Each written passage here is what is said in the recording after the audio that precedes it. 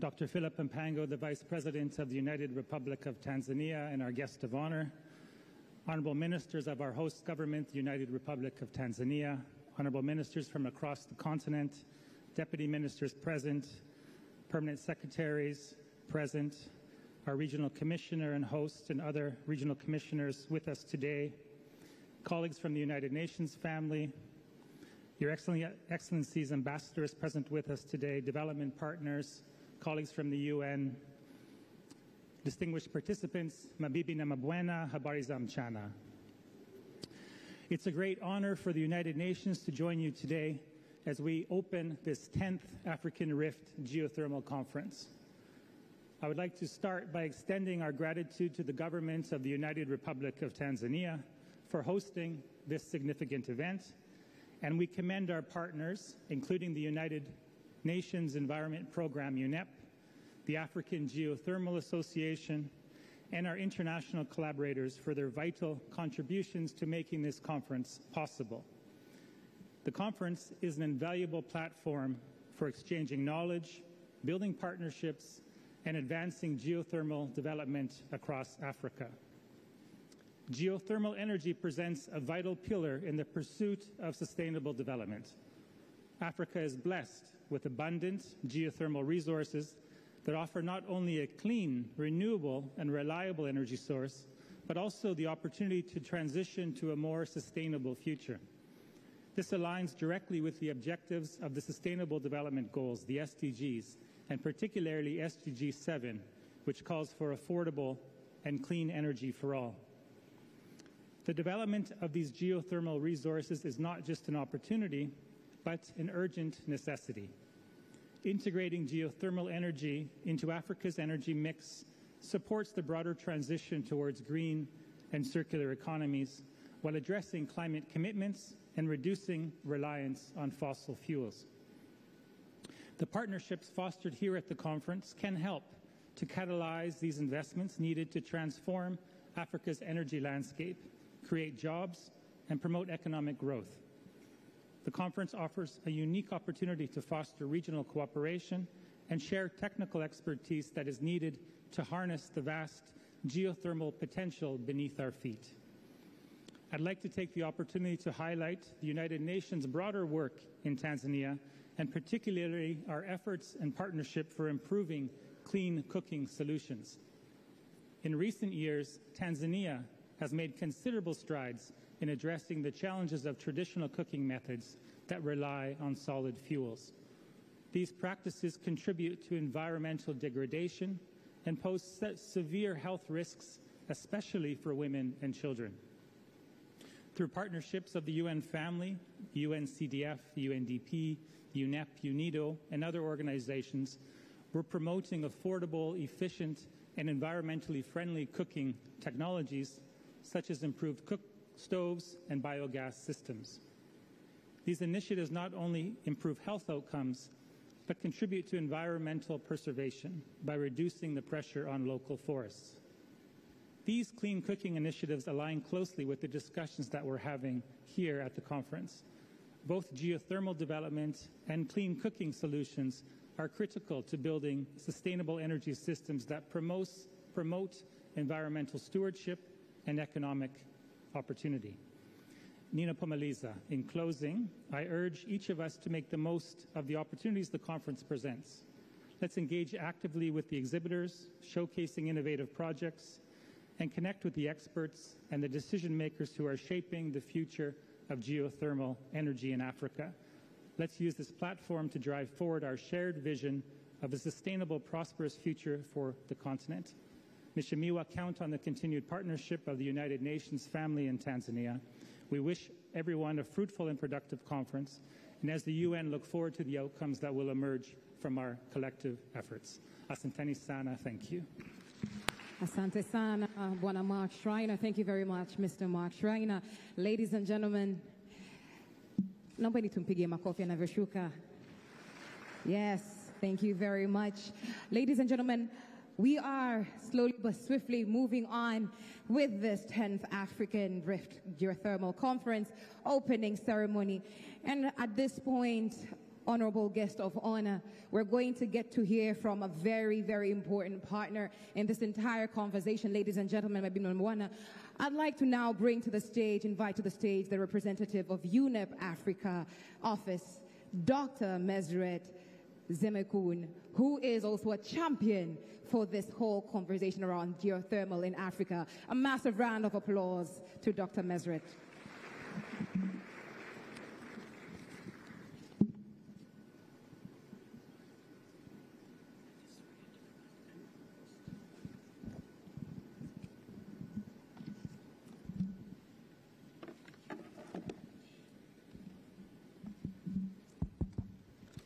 Thank you very much, Madam Chair.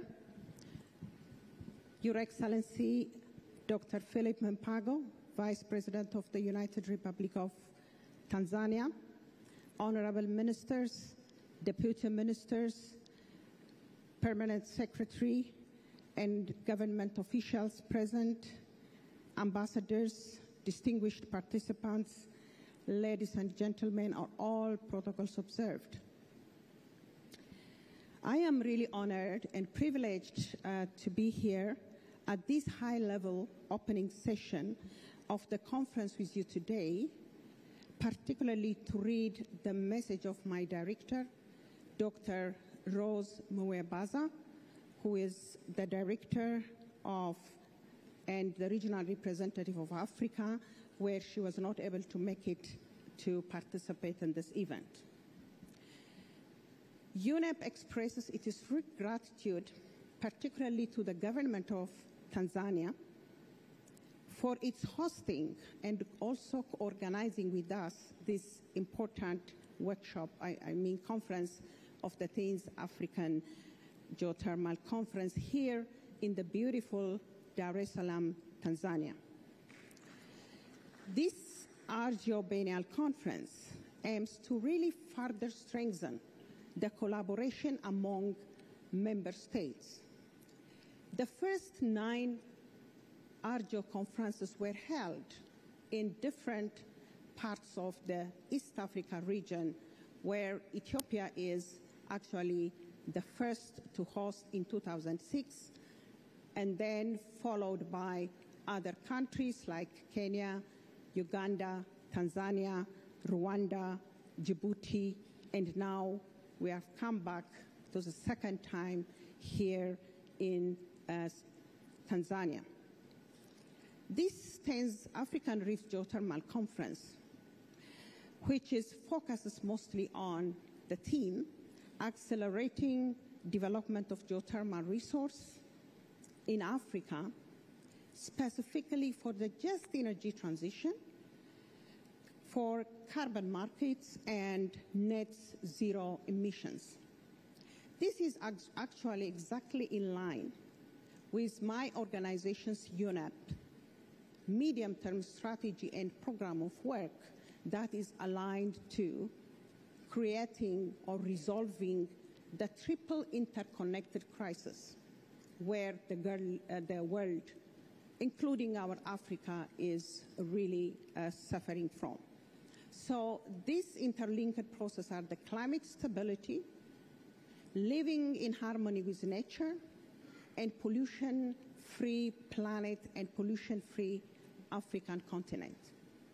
It's in this context that UNEP uses this regional platform to respond, particularly responding to the continent's needs and expectations in the context of environmental and developmental policy and strategic processes. That is particularly through the alignment of the global development agenda, which is the SDG 2030, and also the aspiration of the Africa Union Agenda 2063, the Africa we want. And also at country level, UNEP here in Tanzania has its own offices, heading by Ms. Clara here, and we work very closely with UN agencies under the leadership of the United Nations Resident Coordinator to respond to the country needs in the context of operationalization of the UN Sustainable Development. Excellencies and distinguished guests, energy use in our continent is underdeveloped. The statistics reveals even a worrying scenario year by year and day by day. We know that Africa has 13% of the global population, but yet our share is very low, where we have a consumption of less than 3% and the access to electricity is less than 30%. Above that, about 30% of actually the population are dependent on traditional biomass fuel, where we see most of the victims are women. And also actually this is not only the energy deficit that contributes to the economy, and actually it's also really affecting the resultant and widespread of the deforestation that contributes to the environment. But today, our gathering here today confirms the contrary, because you have heard from previous speakers, Africa endowed various renewable energy resources, hydro, wind, solar, geothermal, and others. Even in geothermal, we have only in the region, in the East Africa region, we have about 20 gigawatt. Even with advanced technology, we will have more. And today, with this potential, we have never used. Where we are is now in Kenya, having about 1,000 megawatt of electricity. This really needs a political shift, a paradigm shift for Africans to really use these indigenous resources. Distinguished guests and excellencies, of course, when we talk about the geothermal exploration, it has really been constrained by upfront costs, by actually lack of adequate skilled persons, and also actually the financial risks that we have. The adoption of a comprehensive regional strategy was found to be a better solution for us coming here together. It is in this context that UNEP is here, that having and leading such the African Rift Geothermal Conference since 2011. I'm glad to inform you that the UNEP ARGeo program or project, funded by Global Environmental Facility and partnered with ICIDA, USAID, Italian Development Cooperation, and also more others from Germany and New Zealand, we have achieved significant milestones in the last 13 years. The UNEP footprint in these countries are enormous.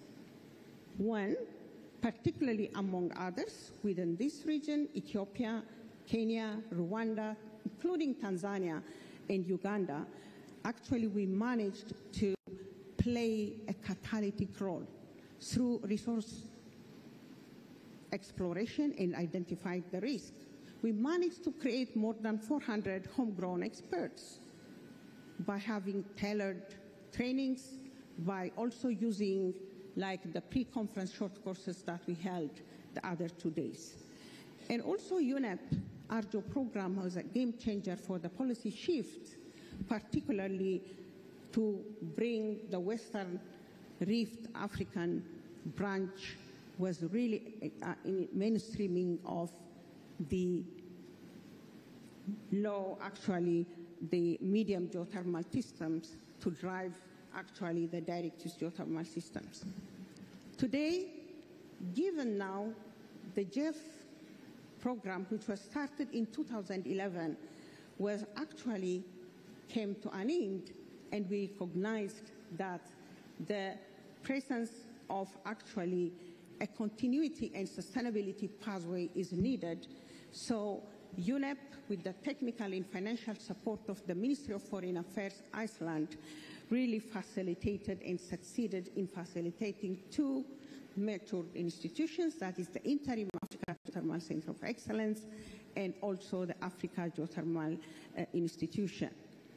So under this scenario, UNEP is really honored and pleased to hand over this ARGeo project-based program in the context of transformation of this ARGeo platform to a matured Africa-owned and African-led institution, which is the Africa Geothermal Association. UNEP expresses its own gratitude during those times to all African member states, development partners, and also institutions and others for their continued partnership and support during UNEP's active involvement in the last 12 years. We deeply appreciate your trust, our member states, particularly to create a sustainable pathway for ongoing geothermal resource development by transforming this ARGeo platform to the African Geothermal Association, fully led by, by African experts. That was also witnessed, I think, yesterday by having the 13th African Rift Geothermal Steering Committee meeting. In closing, allow me to extend UNEP's appreciation to all ARGeo member states, Tanzania, particularly the host, sponsors who have made this transformation and conference possible. Thank you very much, and allow me now just to transfer to a colleague from, representative from the African Geothermal Association. Thank you. Thank you. Ladies and gentlemen, to the stage, Peter Omenda, President of the Africa Geothermal Association, to receive a handover from Dr. Mesret, representative from UNEP Africa, just handing over. May I ask you to stand right in the middle of the stage, please?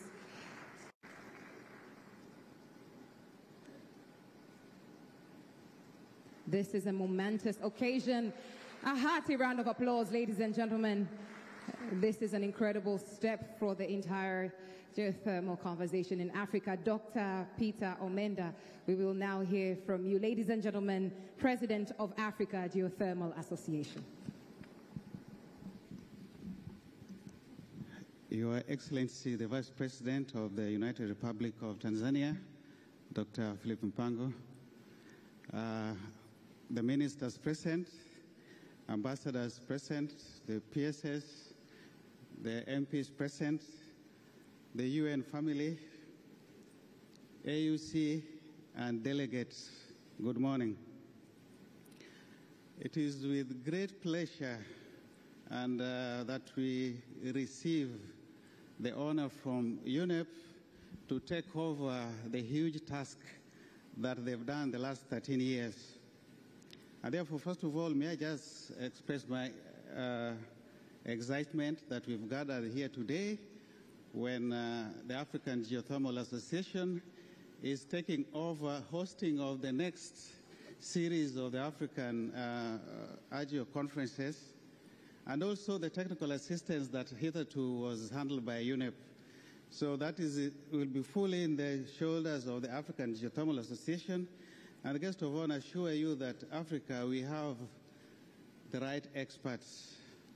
Mesret indicated that the last training we had the last 2 days, the African experts facilitated 2 courses, one on carbon markets and one on direct use.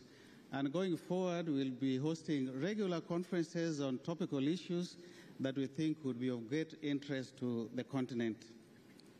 Our guest of honor, the African Geothermal Association is a fully registered non-profit organization with membership across Africa. Our registered offices are currently in Nairobi, Kenya, and the interim executive officials are from Ethiopia, Djibouti, Kenya, Nigeria, Rwanda, Sudan, Tanzania, and Uganda. So you see, we are just not too localized. We have tentacles, so to speak, across the continent. Over the years, the African Geothermal Association has evolved into a resilient and dedicated organization focused on promotion and development of Africa's geothermal resources which are abundant, as has been mentioned, but largely untapped. I know in the next series we'll hear that Africa has less than 1,000 megawatts installed, and yet the potential is more than 20,000 megawatts. We've taken up this as the association to try to promote using our government and our experts to make a change going forward. And in close partnership with esteemed global organizations such as the International Geothermal Association and the Global Geothermal Alliance, which we are members. So our African Geothermal Association proudly promotes the entire spectrum of geothermal field development. And as been mentioned, we don't want to focus on electricity alone. We want to utilize the full spectrum or holistic development of geothermal resources that we know is abundant in the continent so that we can make the right change. The African Rift Geothermal Development Facility was facilitated by UNEP and played a pivotal role, as been indicated, in advancing geothermal initiatives across many countries, mostly in East and Africa. We greatly acknowledge UNEP's commitment and dedication that in supporting countries during the last 13 years. And we recognize that countries that are at various stages of development. Some countries are fairly advanced, others are the initial stages. And as ARGeo, we commit that we do not want to leave any country in Africa. We want to go to all countries that have geothermal potential so that we ensure that we create awareness and we catalyze initial development of geothermal in those areas. We are fully prepared to take on the responsibilities that have been bestowed on us by UNEP. We are dedicated to building a valuable legacy under the ARGeo program. Our biannual ARGeo conferences will continue, and we hope that we'll make it even bigger than this one we have here.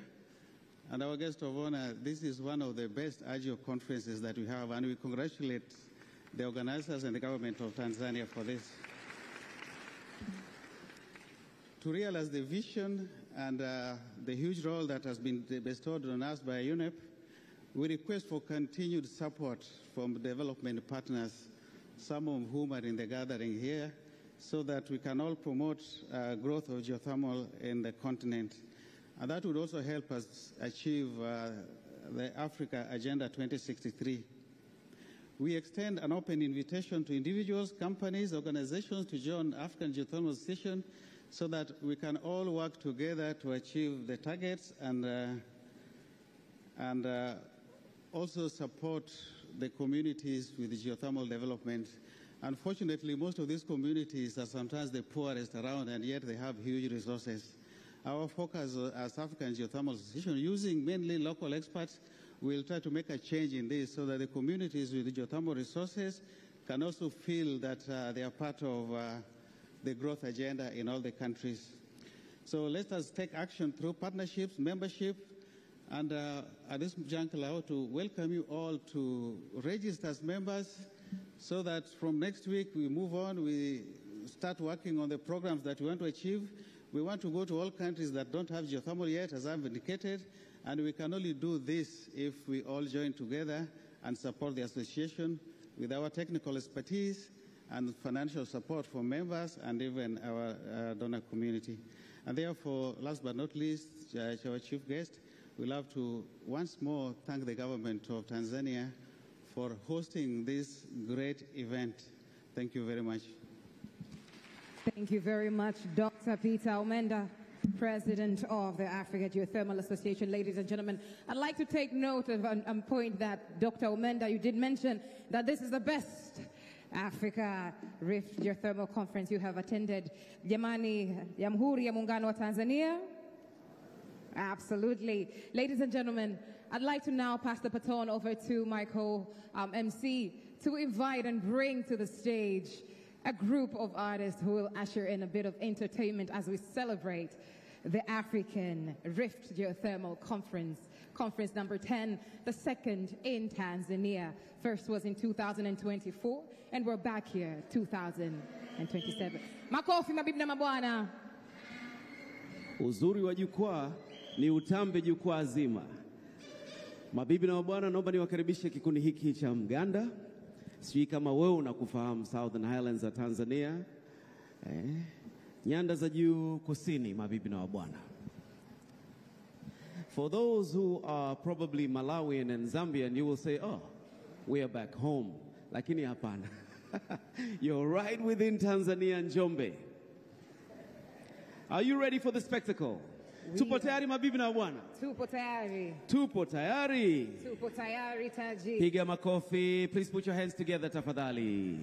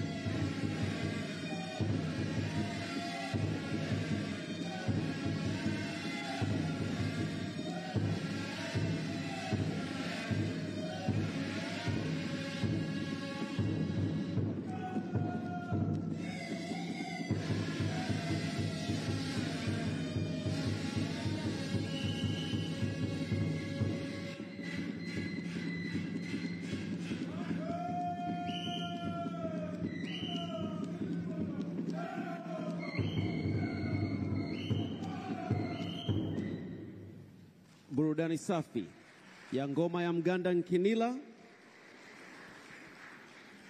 Naomba mtoke kisanii tafadhali.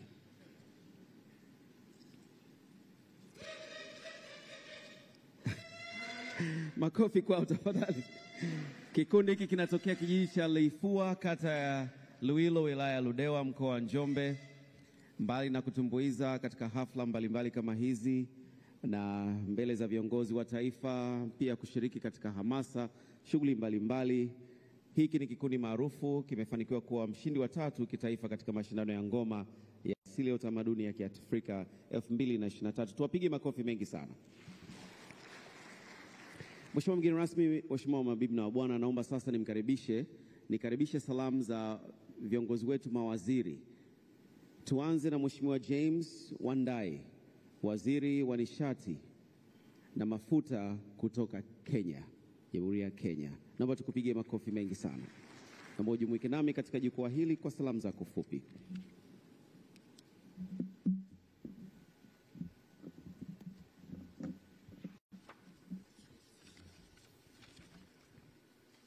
Your Excellency, Honorable Dr. Philip Isdor Mpango, the Vice President of the United Republic of Tanzania, Your Excellencies, honorable guests, ladies and gentlemen, I am honored to be invited to attend the 10th Africa Rift Geothermal Conference, which is being held in this beautiful facility in Dar es Salaam.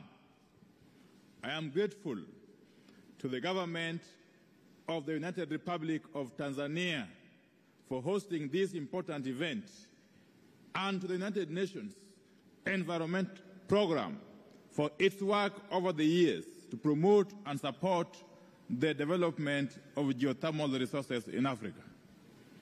I also wish to take this opportunity to congratulate the African Geothermal Association for the commendable progress it has made in its readiness to take the mantle to continue implementing the African Rift Geothermal Program. We all appreciate that geothermal energy, being renewable and with its diverse uses, is the way to go for Africa, and more so for the countries located along the African Rift. In Kenya, we have seen the immense benefits of utilizing geothermal resources that are now contributing more than 45% of our electricity generation capacity. Therefore, to sustain and accelerate efforts in Africa to develop geothermal resources, Kenya is fully committed to supporting the African Geothermal Association to achieve its intended objective of implementing the programs that were previously undertaken by UNEP in advancing geothermal development in the continent. To this end, we expect to realize expansion and fast-track development of geothermal projects on the continent. I therefore encourage African Geothermal Association to swiftly conclude its establishment and confidently pick up the African geothermal programs. We also commit to supporting other African countries through technical assistance and human capacity development through our lead organizations, i.e. the Geothermal Development Company of Kenya and the Kenya Electricity Generating Company, KENGEN. It is our long belief that the holistic development of geothermal resources in Africa is a key socioeconomic transformation driver that will address challenges about high unemployment rates and suppressed economies for rural populations through geothermally driven agribusiness, tourism, and green industries. So thank you very much, and may God bless you. Thank you. Thank you very much, Honorable James Wandaya. All right, I'll continue. Naomba niendelee. Mheshimiwa mgeni rasmi, mabibi na bwana, ni furaha yangu kubwa kumkaribisha Mheshimiwa Judith Kapinga, Mheshimiwa mbunge na naibu waziri wa nishati. Makofi mengi sana mabibi na bwana kwa mwenyeji wa kikao hiki. Karibu sana Mheshimiwa.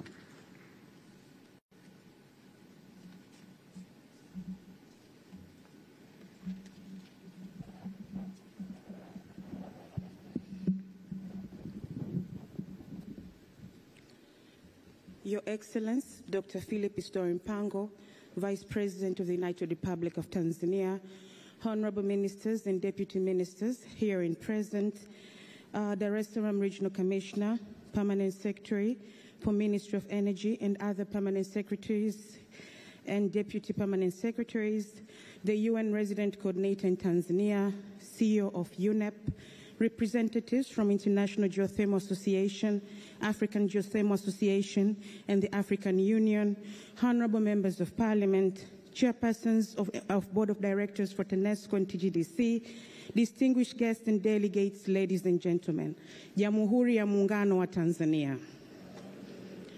Your Excellency, allow me first to convey greetings from Honorable Dr. Doto Mashaka Biteko, the Deputy Prime Minister of the United Republic of Tanzania and Minister of Energy, who due to other duties couldn't be with us here today.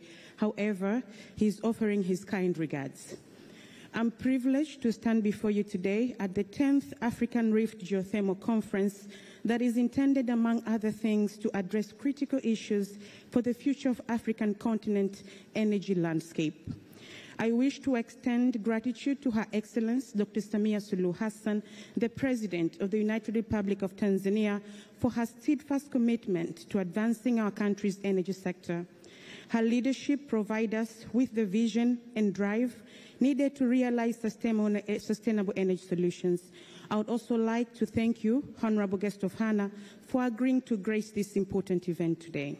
Your Excellency, geothermal energy holds great potential as a region-specific resource, but when harnessed and introduced into a specific national grid, it benefits are distributed equitably across, addressing the spatial inequalities in energy access that mirror broader economic disparities.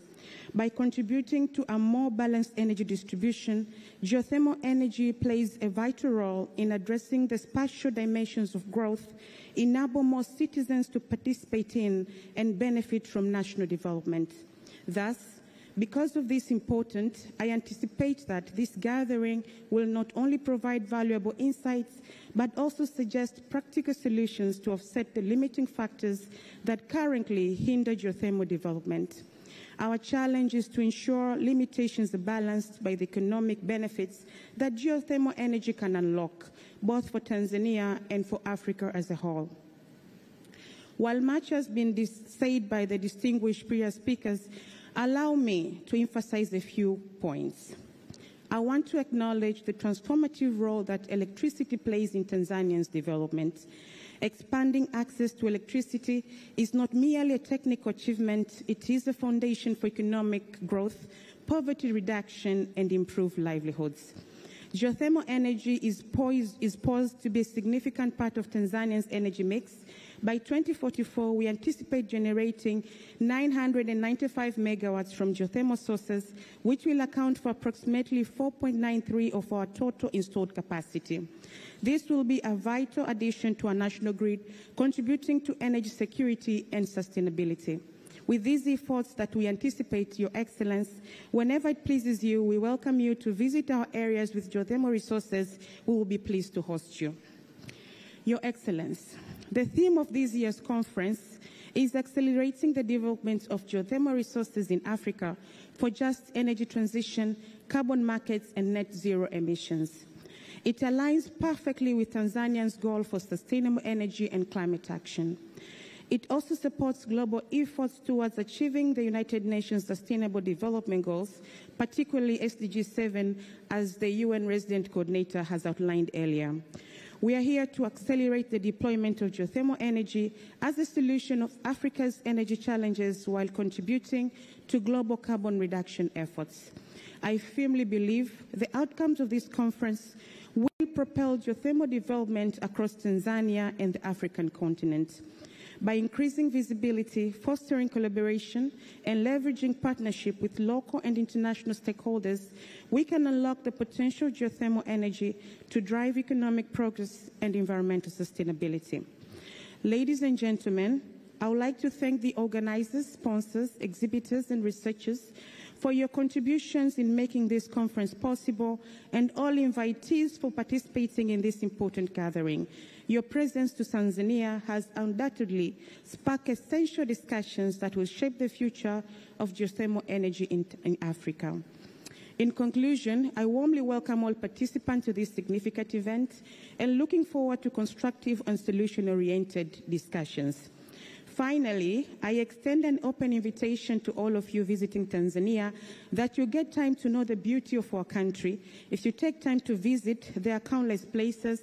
Please take time to experience unforgettable experience, from the breathtaking views of Mount Kilimanjaro to the rich wildlife in Serengeti and Ngorongoro National Parks, without forgetting the clean seashores of Zanzibar Island. I welcome you to also explore our beautiful country. With that being said, again, on behalf of the Deputy Prime Minister and Minister of Energy, I thank you, Your Excellence, for joining us and agreeing to grace this event today. And Your Excellence, if it pleases you, allow us later to present a gesture of appreciation as a memory of attendance to the 10th African Rift Geothermal Conference. We hope this gift, Your Excellence, shall demonstrate geothermal manifestations found in 16 regions in our country.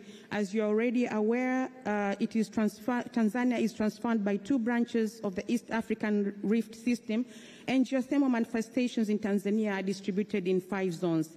So it is our hope that this gesture will remind you of the richness of these resources available in our country. Your Excellence and ladies and gentlemen, thank you all for listening. Asante sana. Thank you very much, Honorable Judith Kapinga, Deputy Minister of Energy. Ladies and gentlemen, another hand of applause to her, tafadhali. Mabibi na mabwana, ladies and gentlemen, we're next going to hear from Honorable Shaibu Kaduara, who is the Minister for Water, Energy and Minerals, Zanzibar. Honorable Minister of Water, Energy and Minerals, Zanzibar, Honorable Shaibu Kadwara. Karibu sana mheshimiwa. Makofi kwake tafadhali, a hand of applause.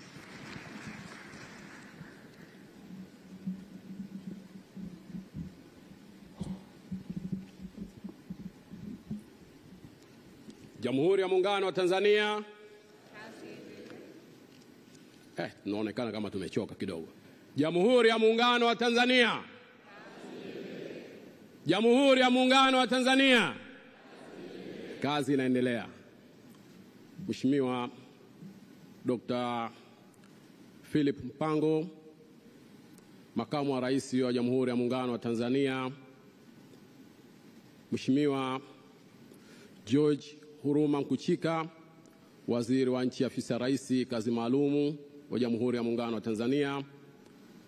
Waheshimiwa mawaziri, Mheshimiwa Judith Kapinga, Waziri wa Nishati wa Jamhuri ya Muungano wa Tanzania, manaibu wa mawaziri mliopo hapa, Albert Shalamila, mkuu wa mkoa wa Dar es Salaam, mkoa wenye dashi mbili zilizokuwa hazijaziki, Injinia Mramba, katibu mkuu Wizara Madini, makatibu kuu mliohudhuria hapa, waheshimiwa wabunge wa Bunge la Jamhuri ya Muungano wa Tanzania, wakuu wa wilaya, wageni waalikwa, mabibi na mabwana, na wasalimu kwa jina la Jamhuri ya Muungano wa Tanzania. Mheshimiwa mgeni rasmi, nimesimama hapa kutoa salamu za Zanzibar. Mheshimiwa mgeni rasmi, Zanzibar ikiwa ni sehemu ya Jamhuri ya Muungano wa Tanzania, tunafaidika kupitia nishati hizi ambazo leo hii miongoni mwa wasemaji walisema kwamba Tanzania imejaliwa tunu mbalimbali. Na tunu hizi tunashukuru sisi Zanzibar ni eneo ambalo tunanufaika nalo. Mheshimiwa mgeni rasmi, Zanzibar tunatumia umeme ambao unatoka Tanzania bara. Tunatumia umeme megawatts 150 ambao unatoka Tanzania bara kupitia baharini. Mahitaji yetu kwa sasa ni zaidi ya umeme huo hapo. Kwa hiyo kila tunapoona kuna fursa nyingine na wenzetu wanaziendea, kwetu sisi ni neema kubwa sana. Mheshimiwa mgeni rasmi, kutokana na maendeleo makubwa ya Zanzibar ambayo yameletwa na Dr. Hussein Hassan Mwinyi ndani ya kipindi kifupi hichi, Zanzibar tunajipanga kupata umeme wa dharura. Hii kwa historia ya Zanzibar ilikuwa haijawahi kutokea ndani ya kipindi cha miaka miwili mitatu, kwamba kuna ongezeko la umeme zaidi ya megawatts 70 kwenye Power Master Plan. Wataalamu wetu wapo hapa. Ni kwa kweli haya ni maendeleo makubwa ambayo yameletwa na Dr. Hussein Hassan Mwinyi. Hivyo kupitia conference hii tunaitakia heri, na yeye katoa baraka zote za mainjinia wetu kuhusika kwenye conference hii ili Zanzibar nayo iweze kupata tija. Mheshimiwa mgeni rasmi, asubuhi ya leo hii nilikutana na balozi wa Uganda. Katika kutambulishana kaniuliza, "We unatokea wapi?" Nikamwambia mimi ni waziri wa maji, nishati na madini Zanzibar. Hivi Zanzibar sikuna maji ya chumvi? Kuna bahari? Nikamwambia Zanzibar hususan Tanzania asohili analile. Sisi kule tumezungukwa na bahari, lakini tuna maji matamu. Tena maji wenyewe, bahari ikiwa imekava yanakuwa ya chumvi, lakini ikiondoka bahari, Waswahili wa pwani wanasema maji kubwa, tunapata maji matamu yanayotoka ndani ya bahari. Hayo ndio maajabu ya Tanzania, na hizo ndio jala za Tanzania. Asohili analile. Wenzetu wana nishati hii ambayo na sisi kule Zanzibar tunaipata. Na Mheshimiwa mgeni rasmi, kwenye conference hii tunajitapa kabisa, kwa sababu Wizara ya Maji, Nishati na Madini Zanzibar sio katika wizara za muungano, lakini kutokana na miongozo yenu nyinyi viongozi wetu wa kitaifa, wizara hizi zinashirikiana 100%. Ukiwa wewe ni shahidi pale Dodoma, mimi ndiyo nilosaini MOU ya kuuziana umeme kati ya Zanzibar na kati ya TANESCO na ZECO, nikisaini mbele yako. Haya yote ni kwamba ndani ya Jamhuri ya Muungano wa Tanzania mmetuelekeza sisi wasaidizi wenu tuendelee kushirikiana pale panapohitajika teknolojia ambayo huku iko huku haiko, basi tushirikiane ili Watanzania sote tuweze kunufaika na tunu yetu hii ya taifa letu. Mheshimiwa Makamu wa Rais, hongereni sana viongozi wetu wakuu, na tutaendelea kuwaheshimu na tutaendelea kutekeleza yale ambayo mnatuelekeza, na yale ambayo hamujatuelekeza lakini kutokana na maendeleo ya nchi yetu, basi yote tutafanya. Mheshimiwa mgeni rasmi. Mheshimiwa mgeni rasmi, baada ya hayo, kwa sababu leo si siku yangu, ni kukaribishe sana kwenye mkutano huu, lakini katika kukaribisha huko najua kuna waziri ambaye kaandaliwa, mzee wetu George Huruma Nkuchika, kwa heshima yake kubwa akukaribishe. Lakini vile vile nikiwa hapa pacha wangu Dr. Biteko, basi kanipa kazi nyingine, nitakueleza baadaye. Hiyo nitaifanya kama alivyonipa kisirisiri, na mimi nitakukabidhi kisirisiri kazi hiyo. Mheshimiwa, asante sana, na wakaribisha sana wageni wetu, wakaribie Zanzibar, wafike kule Pemba, wakacheki Green Island. Zanzibar hakuna matata. Karibuni sana, asanteni sana. Zanzibar hakuna matata. Asante sana Honorable Shaibu Kaduara, Waziri wa Maji, Nishati na Madini Zanzibar. Ladies and gentlemen, slowly but swiftly we're moving on to get to almost hearing from the guest of honor. Ladies and gentlemen, collectively naombeni niwaombe mjipigie makofi kabla hatujamkaribisha mzungumzaji anayefuata. Naombeni mjipigie makofi. Asa hayo makofi ni ya kichoyo sana. Tunasema tukiwa tunasherehekea mambo kama haya, maendeleo ya Afrika kwa ujumla, ni lazima tuwe tunapiga makofi kidogo kutoka moyoni, kwa kuwa kuna shamra ile tunavyosema tunavyosema Jamhuri ya Muungano wa Tanzania itoke moyoni. So naomba tufanye kwa mara nyingine tena, naomba niwaombe kwa heshima na taadhima mjipigie makofi. Ndio namna hiyo. So kwa makofi, naomba makofi yakae hapo hapo, tupige makofi kidogo.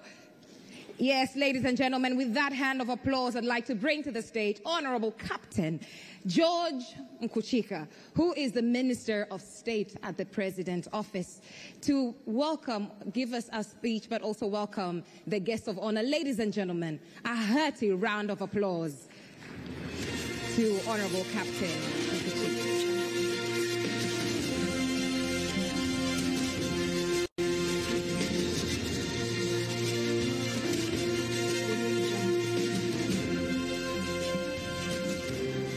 Jamhuri ya Muungano wa Tanzania. Mheshimiwa Makamu wa Rais wa Jamhuri ya Muungano wa Tanzania Dr. Philip Isidori Mpango, waheshimiwa mawaziri wa Serikali ya Mapinduzi Zanzibar mliopo hapa, mawaziri, naibu mawaziri, mawaziri wa Jamhuri ya Muungano wa Tanzania, waheshimiwa mabalozi wa nchi mbalimbali. Katika grupu la mawaziri ni pamoja na ndugu yangu wa Kenya, jirani yetu. Waheshimiwa mabalozi mnawakilisha nchi mbalimbali mliopo hapa. Waheshimiwa wawakilishi wa vyombo vya Umoja wa Mataifa ambavyo tunafanya kazi pamoja, na tumefurahi kuwasikiliza hapa. Mmetuahidi mtaendelea kushirikiana na sisi katika kutafuta maendeleo. Makatibu wakuu wa wizara, watendaji wakuu wa vyombo mbalimbali, viongozi wa chombo hiki, jumuiya hii ya nchi za Kiafrika inalojishughulisha kupunguza tatizo la uhaba wa umeme katika bara letu la Afrika.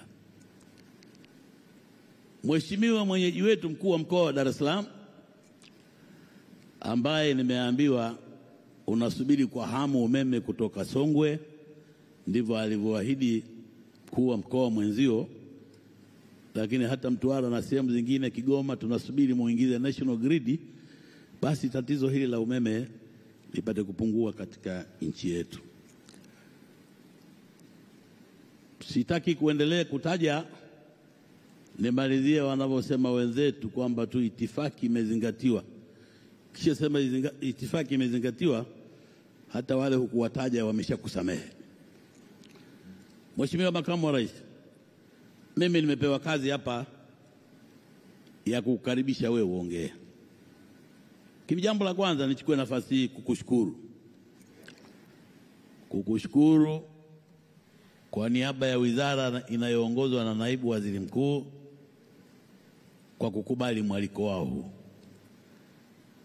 Sisi mawaziri wako tunajua una kazi nyingi, ndio maana hata tukitaka kukupata booking yake tunafanya hata miezi miwili kabla. Kwa hiyo tunashukuru sana kukubali kuja katika kufungua mkutano wetu. Nataka nichukue nafasi hii kuwashukuru wajumbe na wageni wetu kutoka nchi mbalimbali mliokuja katika mkutano huu. Sisi Tanzania tuna historia ya kupenda uafrika wetu, ya kupenda bara letu la Afrika. Chama kilicholeta uhuru Tanzania bara, chama cha tano, ahadi moja ilikuwa inasema binadamu wote ni ndugu zangu na Afrika ni moja. All human beings are my brethren and sisters and Africa is one.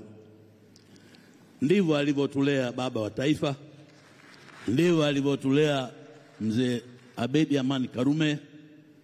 Ndio maana wote wawili hawa walihudhuria mkutano wa Pathmaker Mwanza, walihudhuria mkutano Ghana, ambao Waafrika walikutana kuzungumza namna kulikomboa bara letu.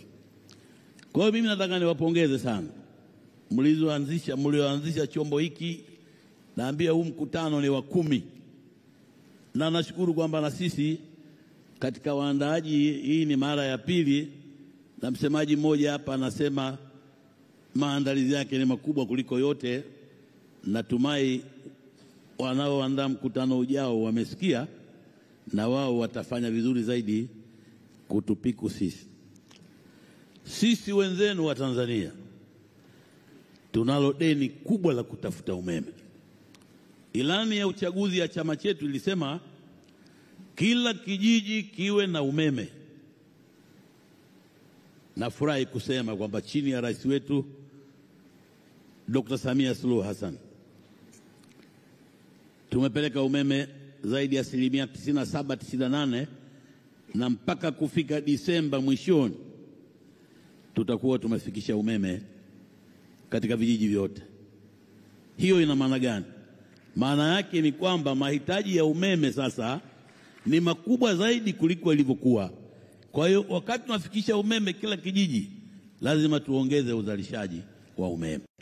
Nashukuru tena chini ya uongozi wa rais yetu, mradi wa kule Rufiji wa kuzalisha umeme unakaribia kukamilika, megawati zaidi ya 2000. Hatuna mradi kama huo mpaka sasa, lakini leo niliposikiliza maelezo kwamba chombo hiki mnataka umeme Tanzania hapa mzalishwe megawati 5000, nikasema ikitokea hiyo sisi itakuwa bado niko hai. Tukifika huko tatizo letu Tanzania halitakuwa umeme, tatizo letu litakuwa labda miundombinu na ugawaji wa umeme. Mimi nimefurahi sana kuja katika mkutano huu. Tunawakaribisha sana wageni wetu. Naibu waziri amekuambieni tuna vivutio vingi vya utalii katika nchi yetu. mnakaribishwa kutembelea baada ya mkutano huu, na safari nyingine mje siku 2-3 kabla, hilo linawezekana. Mheshimiwa Makamu wa Rais, nilipewa dakika 5. Nami ni mwanajeshi. Amri imeniamrisha isizidi dakika 5. Nichukue nafasi hii Mheshimiwa Makamu wa Rais kukukaribisha uje uzungumze na wajumbe tuliopo katika ukumbi huu, uje uzungumze na Watanzania wenzako, uje uzungumze na Waafrika wenzetu. Karibu sana.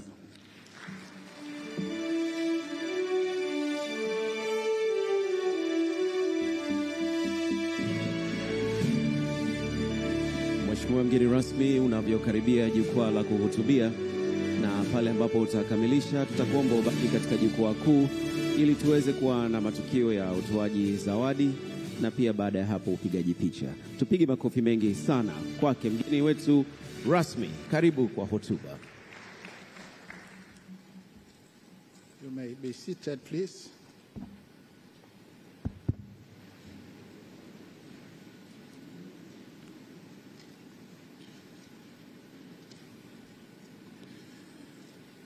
Honorable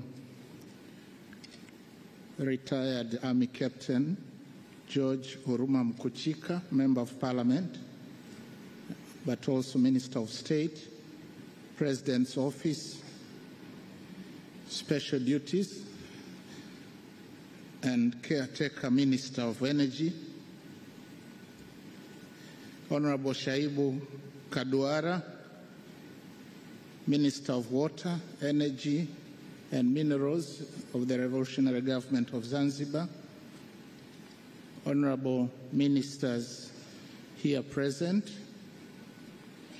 Honorable Judith Kapinga, Member of Parliament, Deputy Minister of Energy,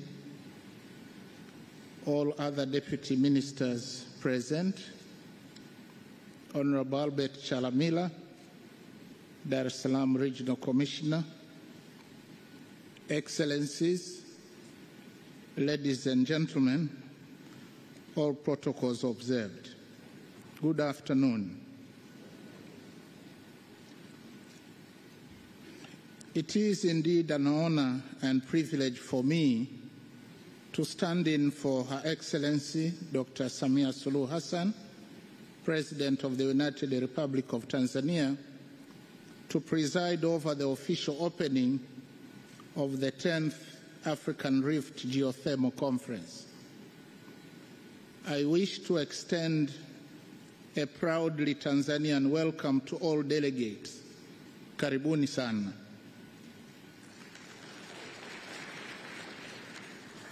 I also wish to express our appreciation for choosing the United Republic of Tanzania to host this conference of great value.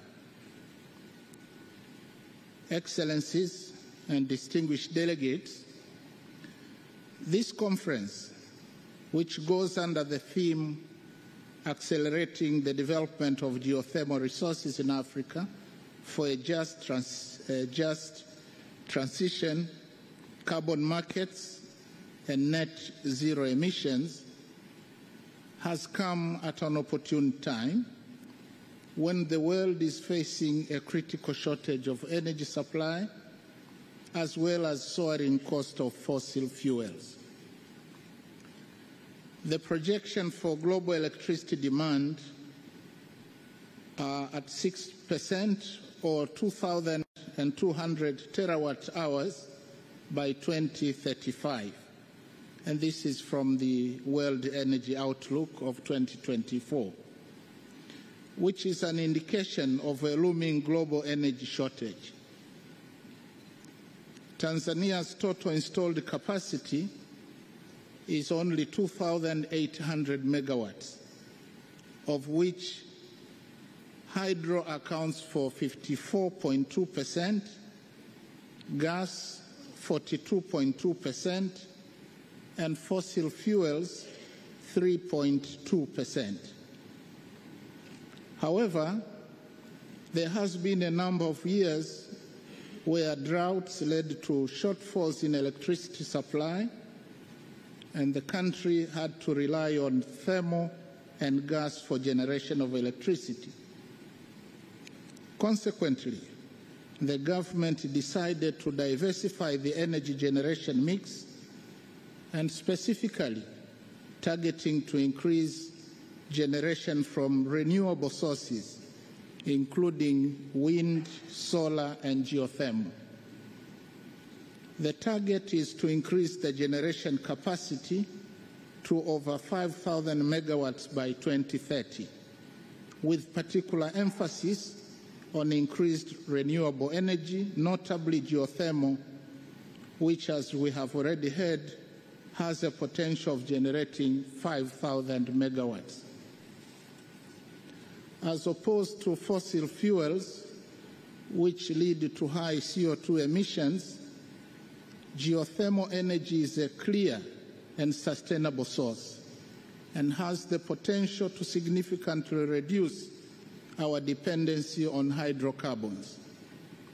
And in that regard, the government of Tanzania decided to accelerate the development and utilization of geothermal energy in July 2014 by establishing the Tanzania Geothermal Development Company, which was mandated to oversee geothermal development in the country and thereby enhance energy security, expand energy access, while at the same time protecting the environment. In its mandate, the TGDC has trained its personnel and entered into memorandum of understanding with the University of Dar es Salaam, University of Dodoma, and Mbeya University of Science and Technology to collaborate in teaching geothermal subjects. Excellencies and distinguished participants, as of now, Tanzania has completed the initial stages of exploration of geothermal resources in 5 sites along the Rift Valley and has started drilling at one of the sites located at Lake Ngozi in the western arm of the Rift to confirm availability. But also, surface exploration is being carried out in our flagship projects, namely Kiejo-Mbaka, Luhoi, and Natron. Similarly, other remarkable geothermal milestones include the training of an increased number of Tanzanians with geothermal expertise and procurement of a drilling rig. We are thankful for the financial and technical support extended to us by development partners, including JICA, the United Nations University Geothermal Training Program, Ministry of Foreign Affairs, Ireland, and the Icelandic International Development Agency, as well as UNEP. Distinguished delegates, the quest to accelerate development of geothermal resources in our continent for a just energy transition, carbon markets, and net zero emissions indeed justifies our presence here to deliberate on this subject and consequently help our governments to make sound, informed decisions towards improvement of policies and strategies in that regard. Pursuit of a just energy transition is motivated by the need to ensure energy security and access to all, as well as adoption of appropriate technologies and resources to empower our people and especially the youth to harness renewable energy. In this regard, learning from countries like neighboring Kenya that have already invested in the production of geothermal energy, it is evident that there are many more potential uses of this resource, and especially for countries which are still dominated by the agricultural sector. And these include drying grains, pasteurizing milk, cooling greenhouses, powering hatcheries, tourism, recreational and food security in general. Geothermal also offers an opportunity to increase energy security, as it is not amenable to fluctuations as it is for water, wind, and solar. Distinguished participants, before winding up my remarks, allow me to propose to this August Assembly the following issues for consideration in your subsequent discourse. First, one clear lesson which we can draw from Tanzania's experience is that there are very high initial costs associated with geothermal development, which pose as a formidable barrier to expediting exploration and utilization of geothermal resources in many of our countries. Consequently, I think what is required of us in Africa is cooperation and coordinated efforts in exploration, as well as in soliciting the needed investment to realize. Thus, we call upon the ARGeo member states to devise and undertake regional exploration programs. And let us seize this opportunity offered by the conference to do exactly that in order to expedite the development of geothermal resources and thereby hasten our transition from the costly fossil fuels. Second, I think it is also important for each of our countries to have a dedicated institution to spearhead geothermal development, together with appropriate legal and regulatory frameworks that can facilitate private sector participation. Third, we propose that ARGeo countries should consider having a regular and structured dialogue with the multilateral development banks like the African Development Bank or the Asian Infrastructure Development Bank, specifically to de-risk energy efficiency financing and thereby make private investment in exploration of geothermal resources more attractive. I think this proposal is backed up by the fact that individual national government budgets are insufficient to cover the bulk investments needed in the development phase of geothermal projects. And fourth, I would like to use this opportunity to invite all potential investors to come and work with us in Tanzania in our top geothermal potential sites, and notably UFUNGUZI, which has a potential to produce 70 megawatts. There is also Kiejombaka, 60 megawatts, Songwe, which has a potential of between 5 to 35 megawatts, Natron, a potential of 60 megawatts, and Luhoi, 5 megawatts. Tanzania is ready for investment in this subsector, given the uninterrupted peace and tranquility that we have enjoyed since independence in 1961, but also political stability and an attractive investment climate, very high commitment to policy and structural reforms under the 4 R's philosophy of Dr.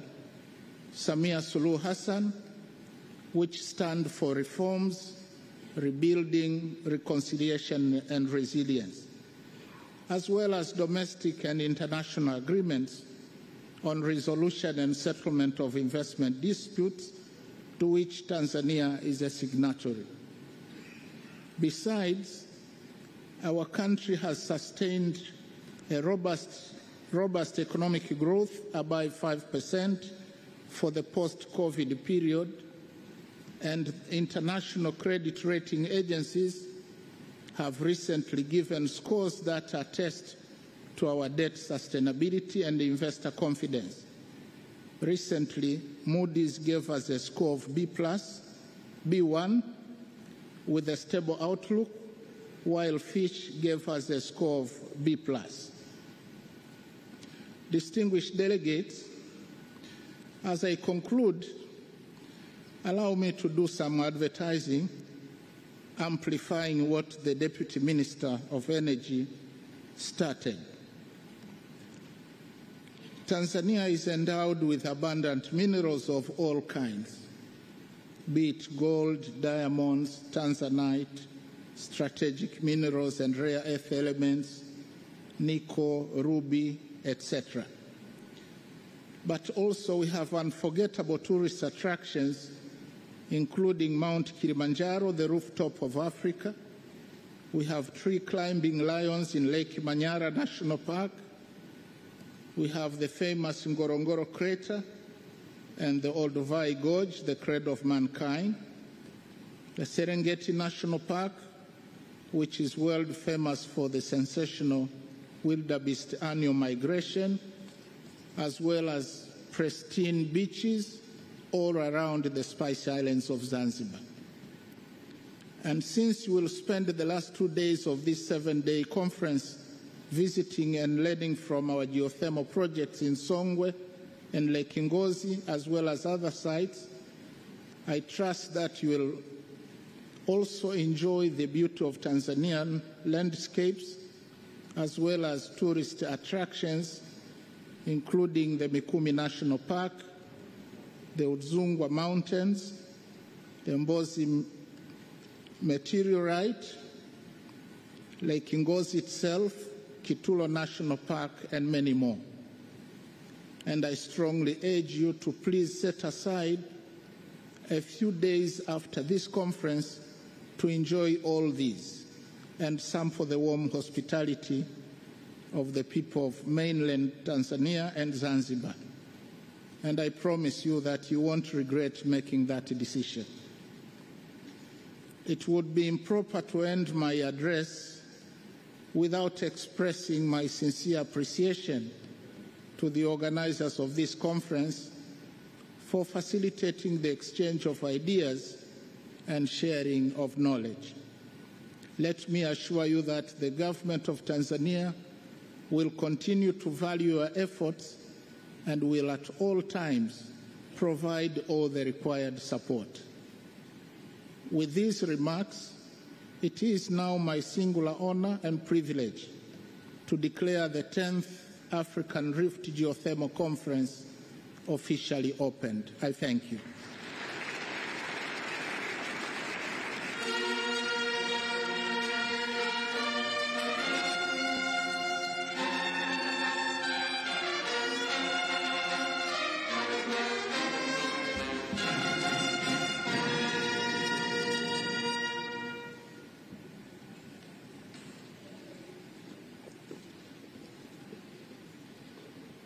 Asante sana mgeni rasmi, asante sana mgeni rasmi, mabibi na mabwana. Makofi tena kwa Makamu wa Rais Dr. Philip Isor Mpango. Makamu Rais, kwa heshima na taadhima, tungependa kumkaribisha kinara wa masuala ya geothermal Africa ili uweze kumpatia zawadi. Tuna zawadi mbili ambazo zimetayarishwa.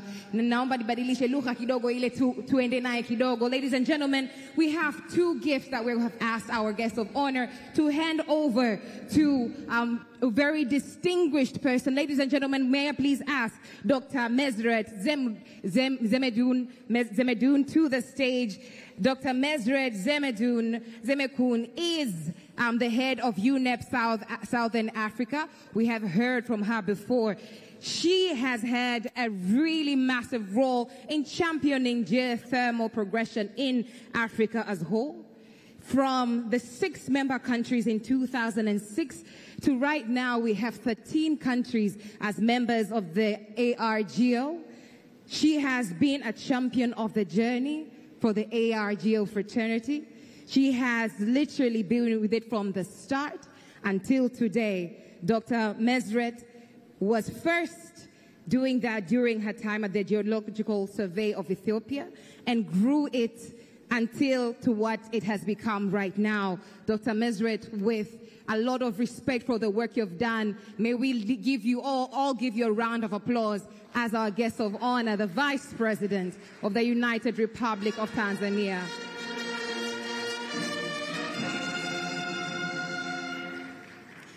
Recognizes your contribution. Honorable guest of honor, we have another gift we would like to bestow now to the United Nations Environment Program in its recognition for its role in championing growth of geothermal resources, exploration and development in the continent. And to receive this award or this plaque as well, we'd like to then also invite Dr. Mesret to receive it on behalf of UNEP. May you please say a few words? Yeah, thank you very much. This is all. I am really humbled by this gift, but it's a collective effort. It's not by myself. I can see the ARGeo member states before even I joined UNEP. And after that, my organization, the United Nations Environment Program, and the team I have here, Moses and Ryan, the whole UNEP Africa office, and now I think for the last 2 years who supported this program, Ms. Rhoda Wakira. So I cannot really finish with all the support what I got, but I really thank you for this recognition. But this will be the beginning. I will commit myself to really support the Africa Geothermal Association, which is ahead of us. With permission, with your permission, I would like to really bring, we have the country office here in UNEP with Ms. Clara, Tanzania, and Ms. Rhoda, if they can really receive the UNEP's award with permission.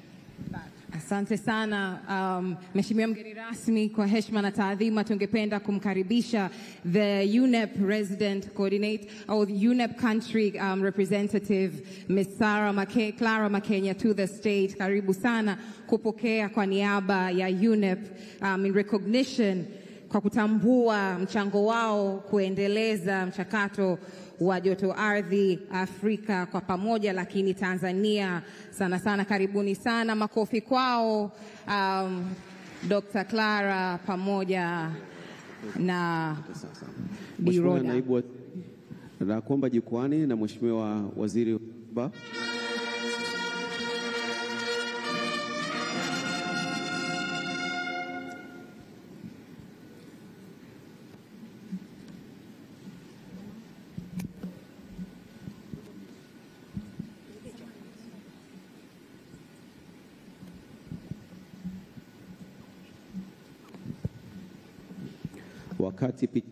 Wakati picha hii inapigwa na zawadi hizi zinatolewa, naomba tujiandae kwa ajili ya upigaji picha. Picha ya kwanza itakuwa ya meza kuu. Kwa hiyo walioketi mtajiunga na waliopanda jukwani, alafu baada ya hapo mtashuka baki Mheshimiwa mgeni rasmi pekee. Mheshimiwa mgeni rasmi, kuna zawadi ya kipekee kwa inakuja kutolewa kwako wewe mwenyewe, na atakayekupatia hiyo zawadi of course ni Honorable Judith Kapinga. Jamani, mabibi na mabwana, makofi kwa mgeni rasmi anapopokea hii zawadi kutoka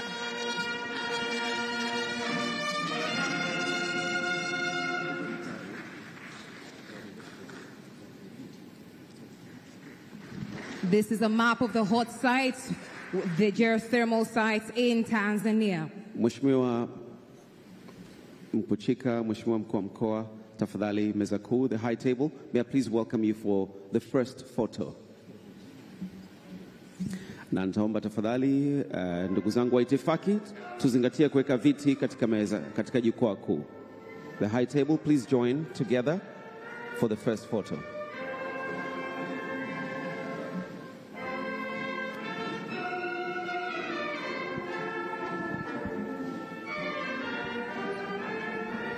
Waheshimiwa mawaziri, honorable ministers, all ministers, deputy ministers, manaibu mawaziri, from all the countries represented, please rise and start moving towards my end of the stage.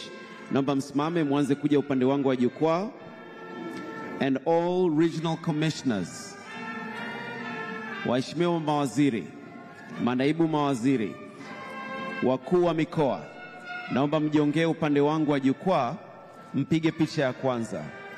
All ministers from all countries, Tanzania and all our neighbors and all our guest ministers, deputy ministers, please join this first photo.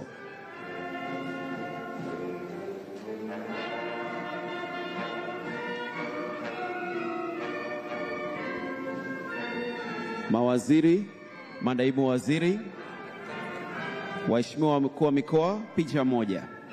Ministers, deputy ministers, regional commissioners. Makatibu wakuu wote, nchi zote. Permanent secretaries, principal secretaries, all countries, nchi zote, please start moving towards the main stage. Makatibu wakuu, manaibu katibu wakuu, makatibu tawala wa mkoa,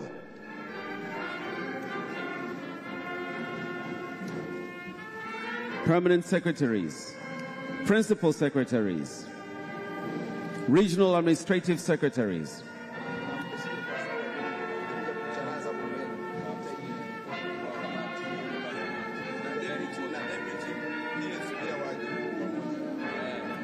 Deputy permanent secretaries, deputy principal secretaries,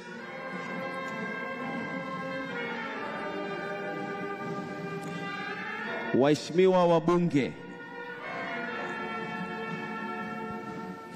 wenye viti wa kamati, naomba mwanze kujiongea kuelekea katika jukwaa kuu kwa heshima na taadhima. Tunawaomba mjiongee tafadhali.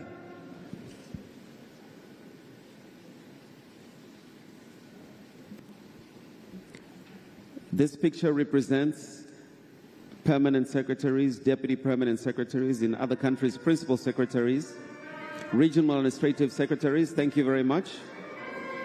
Waheshimiwa wabunge, karibuni sana.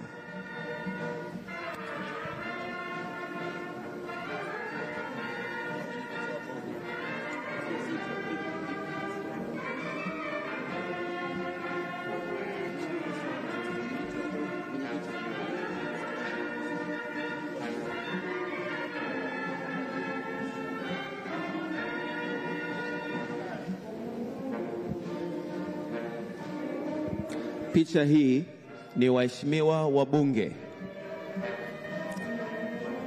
Tutawapanga vizuri, mwote mtokee picha moja. This picture represents parliamentarians. Waheshimiwa mabalozi na wawakilishi wa nchi mbalimbali, including UNEP and UN. Your Excellency, ambassadors and high commissioners from all countries, please begin to move towards the main stage. All development partners, UNEP and the UN family, please, the next picture is yours. Waheshimiwa mabalozi, wawakilishi wa nchi mbalimbali, pamoja na familia ya Umoja wa Mataifa.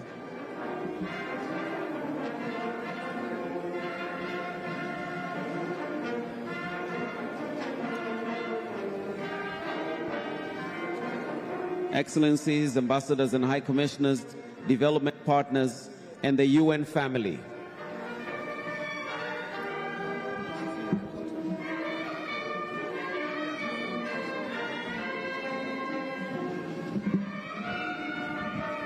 Wenye viti wa bodi na wakuu wa taasisi, wenye viti wa bodi mbalimbali na wakuu wa taasisi, naomba mwanze kujiongea katika picha inayofuata. Board chairs and institutional leaders, please, may I call you forward?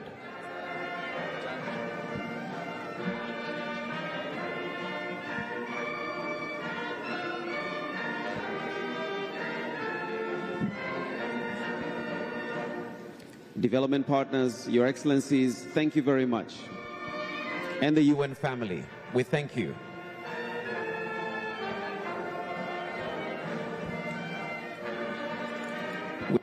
We're going to call on our partners, our sponsors. Please could you rise?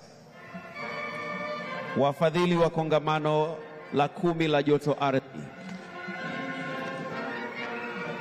Please rise. All our sponsors, please. And all our partners, please. May I see you rising?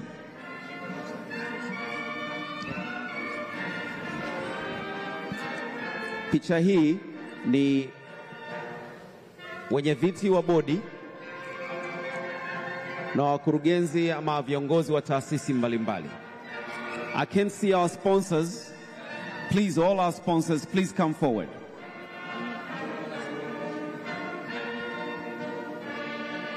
Na picha ya mwisho, management ya Wizara ya Nishati, TANESCO na TGDC. Please be on standby. All our supporting partners, thank you for coming through. Naomba tuwapige makofi mengi sana, tuwapige makofi. Let's put our hands together to our supporting partners.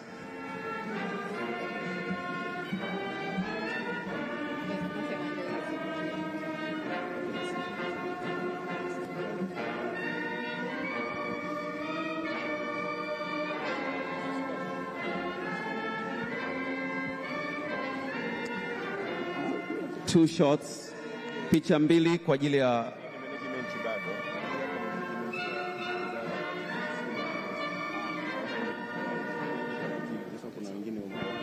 okay.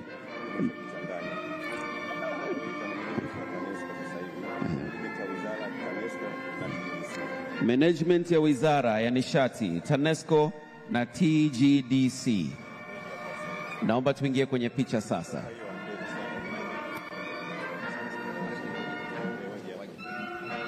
Organizing committee members, naomba mje tafadhali. Naomba msimame mje haraka. Congratulations to you, the organizing committee. Naomba mje haraka.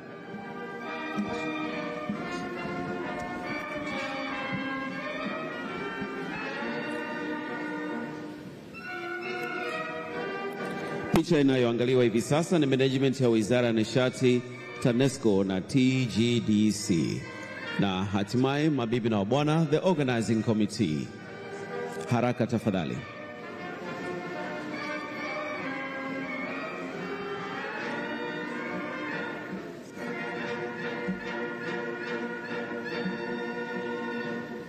Tukae standby kumwaga mgeni rasmi ndani ya ukumbi, na nitaomba utulivu baada ya kutoka tuweze kutoa matangazo muhimu.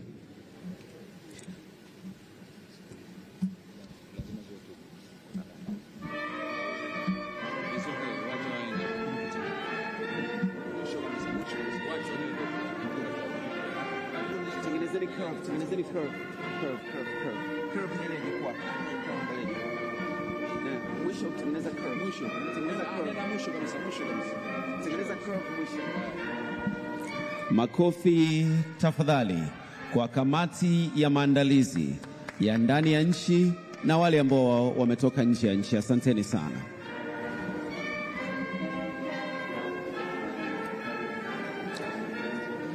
Distinguished ladies and gentlemen, please stand by for the guest of honor's departure. Naomba tusimame, please stand. The brass band, please. Naomba tumtoe mheshimiwa mgeni rasmi ndani ya ukumbi huu. All rise, please. Makofi tafadhali, makofi mengi sana.